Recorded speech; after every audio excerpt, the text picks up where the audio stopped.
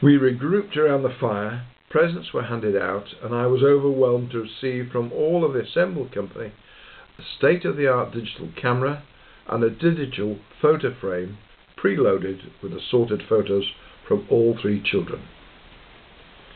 I received in-depth instruction from John on how to use the camera and started snapping away after encouragement from those present. The photo frame instructions would come later from John. We then proceeded to the dining room and enjoyed an excellent meal. I continued my prying and praying and probing as to who did what, why and when. More photo opportunities were taken by all. Susan then showed her prowess in pouring a whole bottle of dessert wine equally into 6 glasses. Then we moved back to the bar for a while. Elizabeth departed shortly, so very tired, exhausted and pleased with herself.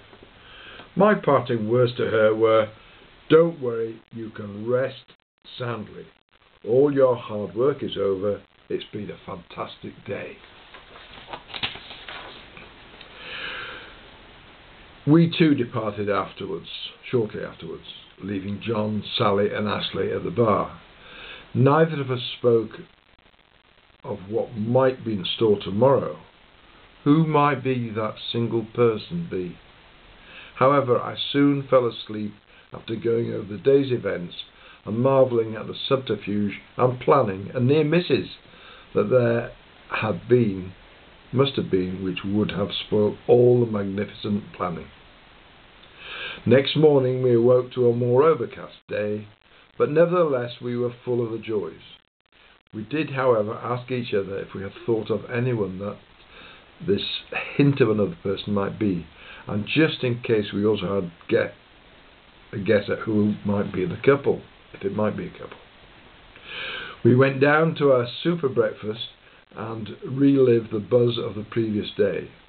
After a leisurely breakfast, we arranged our various moves and arranged to meet again at 11 o'clock in the lounge. Susan went to get the papers, while John and Elizabeth took a brisk walk around the village. Just before 11 o'clock, I spotted the children outside the window and wanted to take their photographs. They seemed rather reluctant. However, I took a couple of snacks before heading downstairs to meet them all and read the Sunday papers. I had not even opened the papers when the door to the bar opened and in walked Dee and Keith. Hugs, kisses and explanations followed. They had stayed in Cirencester the previous night to be sure of being on time today.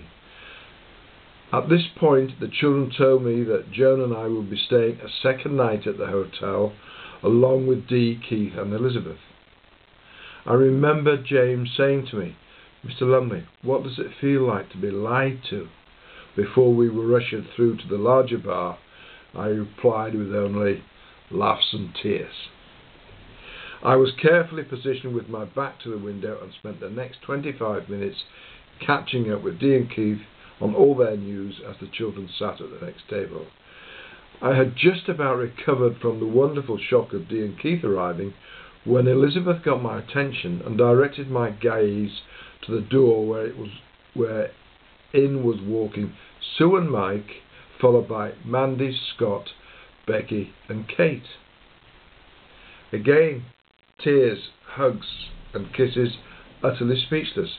I hadn't even considered there might be even more surprises, but there was, because then came Bob and Suzanne at 11:45. More greetings followed, along with tears and a quick introduction to those who did not know one another. A further surprise of Sarah, my goddaughter, Toby and Kerry arriving to join in the celebrations. Hugs and kisses all around, so a joyous meeting.